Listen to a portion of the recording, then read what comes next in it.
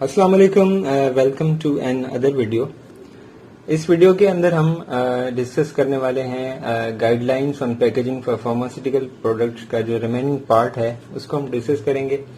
जैसे कि हमने प्रीवियस वीडियो के अंदर डिस्कस किया था guideline on packaging for pharmaceutical products, जिसके अंदर हमने इंट्रोडक्शन और फार्मास्यूटिकल पैकेजिंग और फंक्शंस ऑफ पैकेजिंग, उसके बाद जो है वो characteristics of packaging, types of packaging में हमने जो है प्राइमरी, सेकेंडरी, टर्शरी, उसके बाद जो है वो लेवल्स ऑफ पैकेजिंग और टाइप्स ऑफ पैकेजिंग में हमने जो है वो ग्लास तक जो है हमने डिस्कस कर लिया था।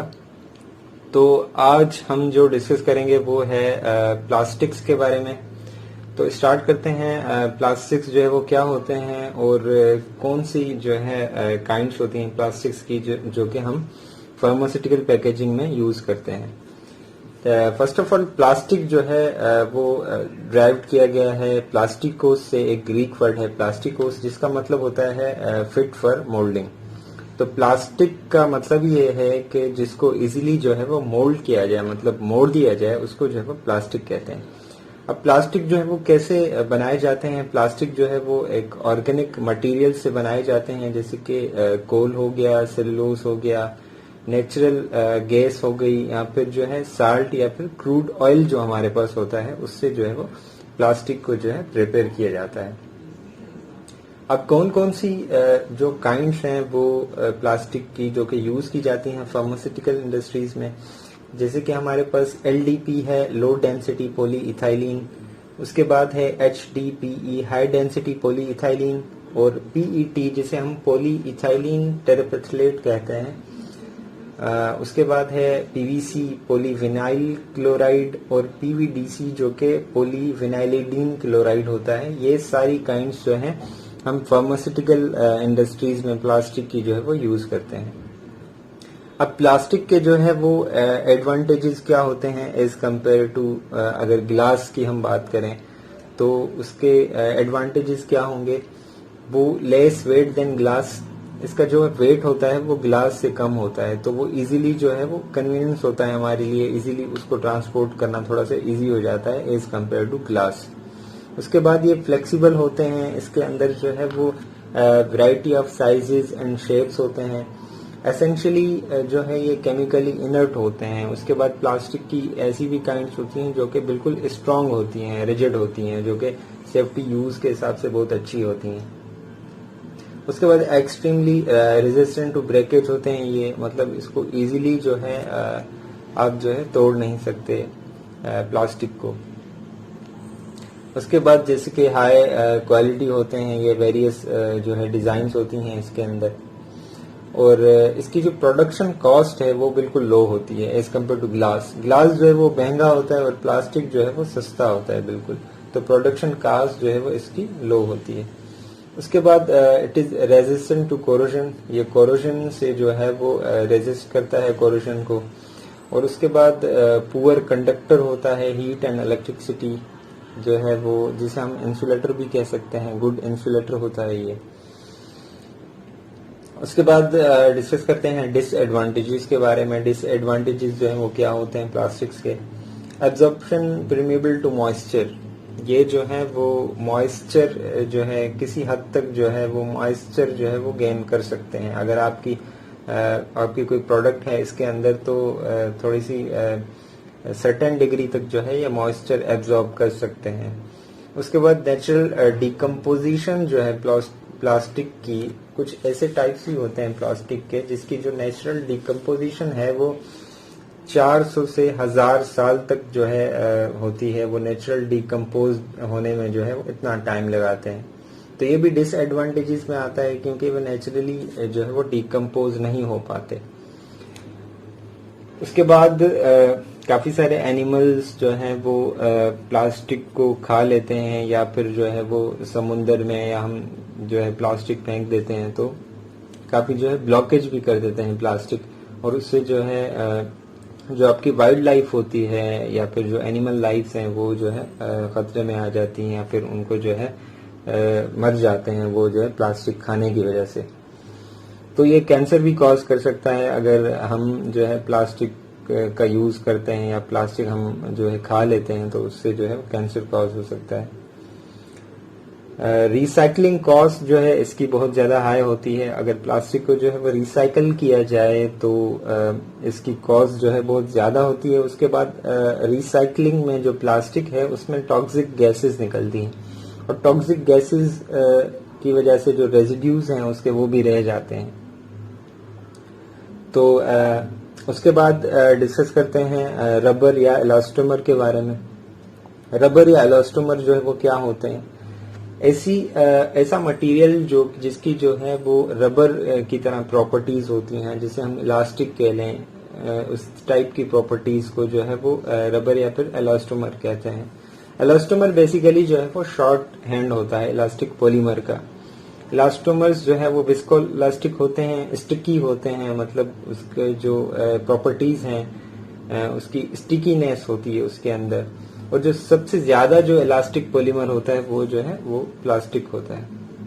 बेसिकली ये सारे जो हैं पॉलीमर हैं, जो है इसको पॉलीमर कहा जाता है केमिस्ट्री के अंदर, जो है रबर और इलास्टोमर्स को या फिर प्लास्टिक को भी।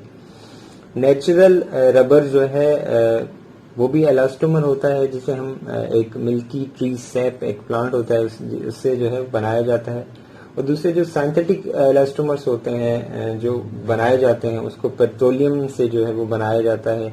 रबर जो है वो यूज किया जाता है, रबर जो है वो इंडिकेट करता है इलास्टोमर्स को, उसको जो है वोल्कनाइज्ड किया जाता है। वोल्कनाइजेशन एक ऐसा प्रोसेस होता है जिसके अंदर जो है वो रबर को जो है वो सल्फर के साथ जो है वो ट्रीट कराया जाता है एट हाई टेम्परेचर दे के उसको ट्रीट किया जाता है, तो फिर वो जो है यूज करने के काबिल हो जाता है। या फिर जो हम टायर्स वगैरह जो बनाते हैं प्लास्टिक्स के, उसके अंदर जो है यही होता है कि उसको सल्फर के साथ ट्रीट करा के उसको जो है स्ट्रांग बनाया जाता है और यूज के जो है काबिल बनाया जाता है। इसके एडवांटेजेस कौन कौन से हैं रबर या इलास्टोमर्स के?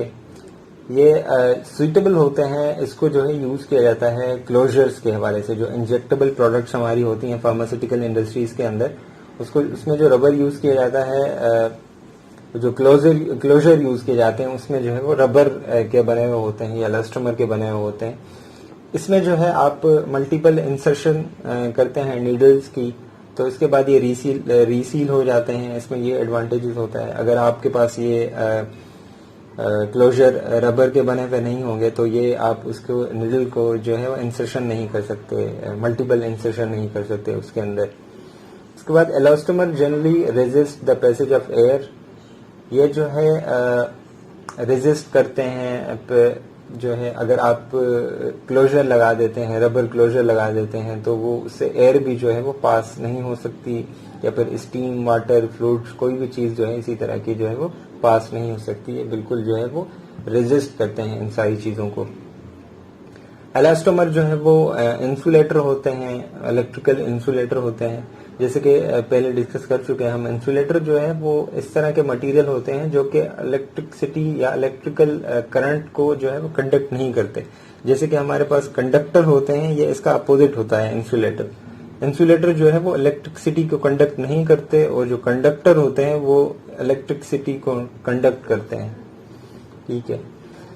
उसके बाद जो है हीट एंड कोल्ड के भी अच्छे ये इंसुलेटर होते हैं रबर या इलास्टोमर।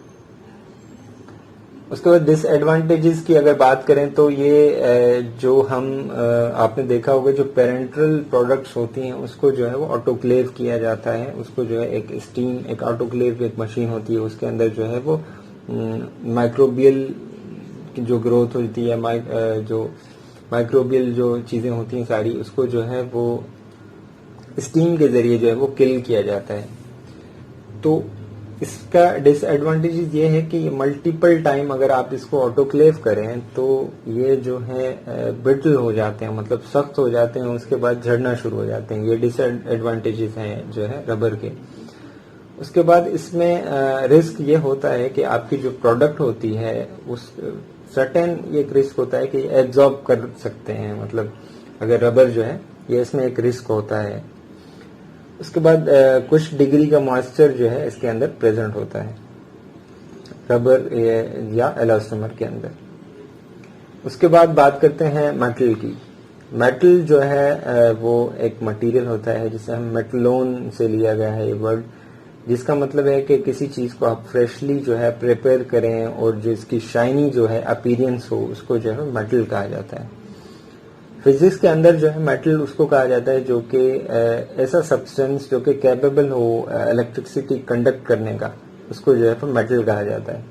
अब मेटल जो है वो उस यूज किए जाते हैं, मेडिसिनल प्रोडक्ट्स होती हैं काफी सारी, नॉन पेरेंट्रल जो है उसके अंदर जो है मेटल यूज करते हैं।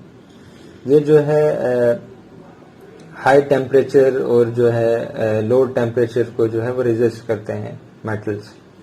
अब मेटल से जो मेडिसिनल प्रोडक्ट हैं उसके अंदर मेटल जो यूज किया जाता है वो किस शेप में होता है, जैसे कि हमारे पास ट्यूब्स होती हैं, हम ट्यूब्स यूज करते हैं जिसमें हम जेल या ऑइंटमेंट, क्रीम, ये सारी चीजें यूज करते हैं, तो उसमें आपका जो है मेटल जो एल्यूमिनियम होता है वो यूज किया जाता है। इसके बाद जो ब्लिस्टर्स होते हैं आपके, जिसमें फॉयल होती हैं आपकी एल्यूमिनियम फॉयल्स, उसके अंदर जो है ये मेटल होता है।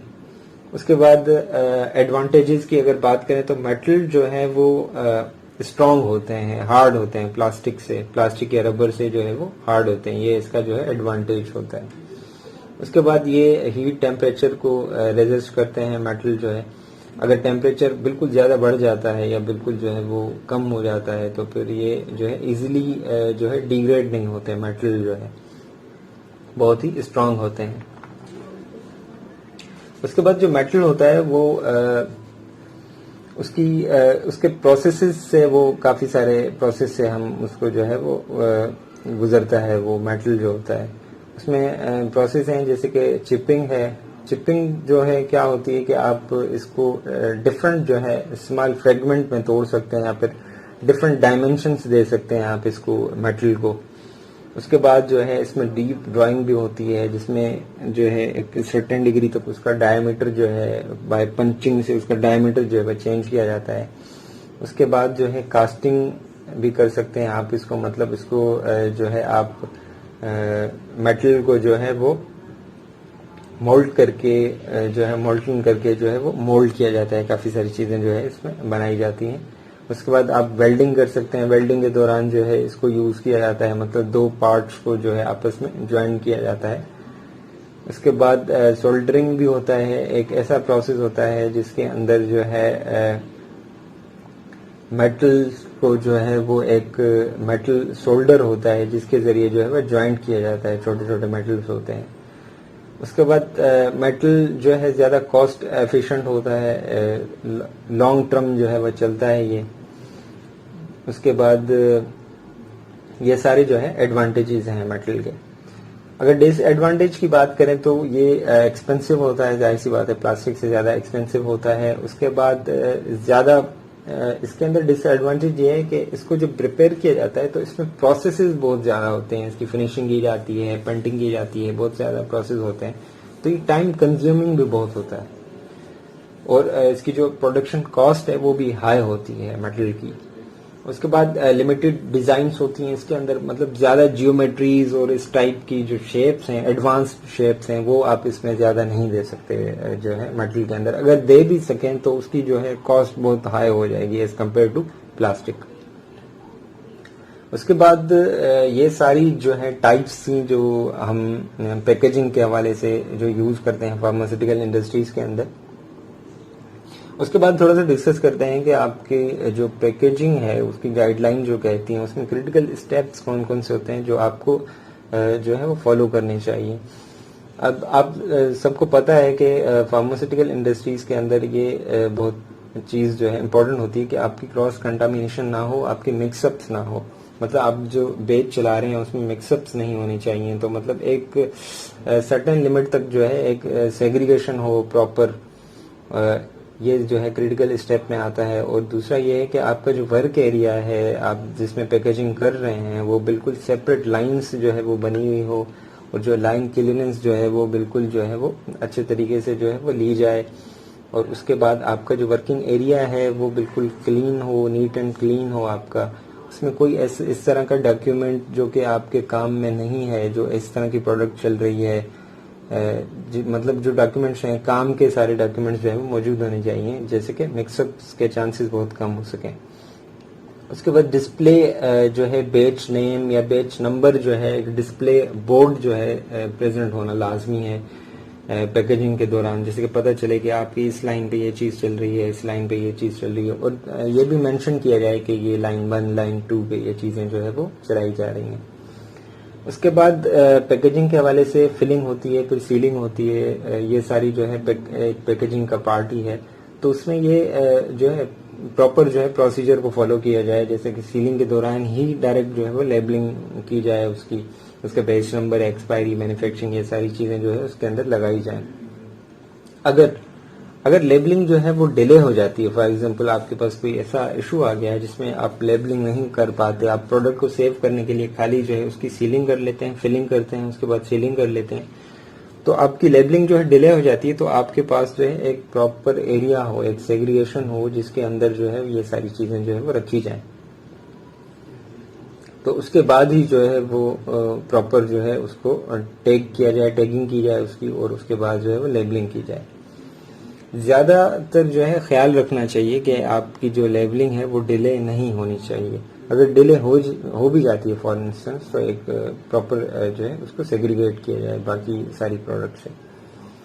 और उसके बाद ये अटेंशन दी जाए, जो प्रिंटिंग होती है आपकी, जो कि मैनुअल अगर प्रिंटिंग हो रही है कहीं पे, तो उसके जो है रूटीन चेक्स या विद टाइम ऑफ इंटरवल्स, जो भी आपके एसओपी कहती है उसके हिसाब से जो है आपको कंप्लीट करनी चाहिए। उसके बाद मोस्ट इम्पॉर्टेंट है आपका पैकेजिंग वेस्ट, कि आप जो भी पैकेजिंग आपका वेस्ट निकलता है, जो आपकी रिजेक्शंस होते हैं, या फिर आप के जो काफी सारी चीजें ऐसी होती हैं कि जो आपको वेस्ट करनी पड़ जाती हैं, तो उसको आप किस तरह से हैंडल करेंगे। फर्स्ट ऑफ ऑल इसमें यह है कि आपकी जो नेशनल जो लेजिस्लेशन है, आपका नेशनल लॉ जो आपको कह रहा होता है, उसके अकॉर्डिंग आपको जो है वो काम करना चाहिए। मतलब कि अगर अब थर्ड पार्टी है आपके पास, उससे आप जो है सारा मटेरियल और ये सारा वेस्ट प्रोडक्ट जो हैंडल कराते हैं, तो वो भी अच्छा है। मतलब अकॉर्डिंग टू आपकी जो है वो लॉ होना चाहिए। और उसके बाद जो भी आपका जो वेस्ट मटेरियल है, उसका एक अलग से जो है वो एरिया बना होना चाहिए, और उसमें जो है आप वेस्ट मटेरियल जो है आप अपना जमा करके उसमें रखें, और उसके बाद एक प्रॉपर आपके पास एसओपी हो, उसको फॉलो करके आप उसको जो है वो डिस्कार्ड करें। डिस्कार्ड करने का प्रोसीजर यही हो कि आपकी आउटसाइड बिल्डिंग जो है डिस्कार्ड करने का एक प्रोसीजर हो, और उसको बिल्कुल जो है वो सैनिटरी वे में, मतलब बिल्कुल क्लीन वे में जो है उसको डिस्कार्ड किया जाए। और उसको जो है वो ज्यादा अक्यूमुलेट नहीं करना चाहिए। मतलब कि आपका अगर आपने एक सेपरेट एरिया बना लिया है वेस्ट मटेरियल्स जो है स्टोर करने का, तो इसका मतलब ये नहीं है कि आप उसमें जो है वो स्टोर को भरते ही जाएं। एक सर्टेन टाइम तक जो है आपको उसको जो है रिजेक्शन को जो है वो या वेस्ट मटेरियल को जो है डिस्कार्ड करते रहना चाहिए। उसके बाद हम डिस्कस कर लेते हैं कि आपके मेथड्स क्या होते हैं, जो आपके अनकंटामिनेटेड वेस्ट होता है, जो आपका ये कार्डबोर्ड, ये सारी चीजें होती हैं, मेटल्स, नॉन जो है रबर, मेटल, इसको आप किस तरह से जो है, आपकी जो गाइडलाइन है WHO की, वो क्या कहती है कि आप किस तरह से जो है इसको डिस्कार्ड करेंगे। अब इसमें एक चार्ट बनाया गया है, जैसे कि लिखा हुआ है material, paper, cardboard, plastics, glass, rubber, metal, ये सारी चीजें जो है इसको आप किस तरह से जो है वो हैंडल करेंगे आप इस वेस्ट को। तो 3 पॉजिटिव साइन बनाई गई हैं, उसका मतलब ये है कि ये हाईली रिकमेंडेड हैं, और 2 पॉजिटिव साइंस का मतलब है कि ये रिकमेंडेड हैं, और जो 1 पॉजिटिव साइन का मतलब है कि एक्सेप्टेड है, और NA जो है नॉट एप्लीकेबल है। फर्स्ट पे है आपकी रिसाइकलिंग, उसके बाद है लैंडफिल, उसके बाद है इंसिनरेशन। अब रिसाइकलिंग प्रोसेस क्या है, जो मैंने बताया कि आप प्लास्टिक या ग्लास को जो है रिसाइकिल करें। तो सबसे पहले प्लास्टिक की बात हो रही है कि प्लास्टिक को में जो है वो 3 positive sign, sorry, paper and cardboard की बात हो रही है। पेपर एंड कार्डबोर्ड में जो है 3 पॉजिटिव साइंस है, मतलब हाईली रिकमेंडेड है कि आप उसको रिसाइकिल करें। और अगर आप लैंडफिल कर देते हैं, उसको जमीन के अंदर जो है वो दबा देते हैं, तो ये भी जो है रिकमेंडेड है। और जो इंसिनरेशन है, ये भी जो है वो रिकमेंडेड है, इंसिनरेशन या फिर लैंडफिल अगर आप कर रहे हैं पेपर या कार्डबोर्ड की। अगर प्लास्टिक की बात करें तो रिसाइकलिंग जो है वो रिकमेंडेड है, और जो लैंडफिल है वो भी एक्सेप्टेड है, पर इंसिनरेशन जो है वो हाईली रिकमेंडेड है। प्लास्टिक्स के अंदर। इंसिनरेशन बेसिकली क्या है? इंसिनरेशन जो है एक इंसिनरेटर मशीन होती है जिसके अंदर जो है वो सारा वेस्ट को जो है वो डिस्पोज किया जाता है, मतलब उसको जो है ख़त्म किया जाता है। एक मशीन होती है जिसमें ये सारे पेपर्स वगैरह जो है आपके वो किए जाते हैं, रिजेक्ट किए जाते हैं या डिस्कार्ड किए जाते हैं। उसके बाद ग्लास की अगर बात करें तो उसमें 3 पॉजिटिव साइंस हैं, जिसका मतलब हाईली रिकमेंडेड है, और जो है 2 पॉजिटिव साइन है लैंडफिल के, इसमें जो है वो रिकमेंडेड है, और जो इंसिनरेशन है ग्लास की वो नॉट एप्लीकेबल है। इसी तरह से रबर और मेटल की भी जो है बताई गई है। तो ये थी हमारी जो है guideline on the packaging in pharmaceutical industries. तो इंशाल्लाह आगे भी जो है जितने भी टॉपिक्स जो है वो आते जाएंगे। आप भी जो है कमेंट्स में बताएं अगर कोई टॉपिक जो है जिस पर वीडियो जो है वो बनानी चाहिए, तो उस पर भी इंशाल्लाह जो है वो वीडियो बना लेंगे। जैसे कि आप लोगों को अगर कोई टॉपिक समझ नहीं आ रहा या फिर आप ये चाहते हैं कि इस टॉपिक को जो है ज़्यादा डिस्कस किया जाए, तो इंशाल्लाह जो है अगली वीडियो के अंदर उसको डिस्कस करेंगे।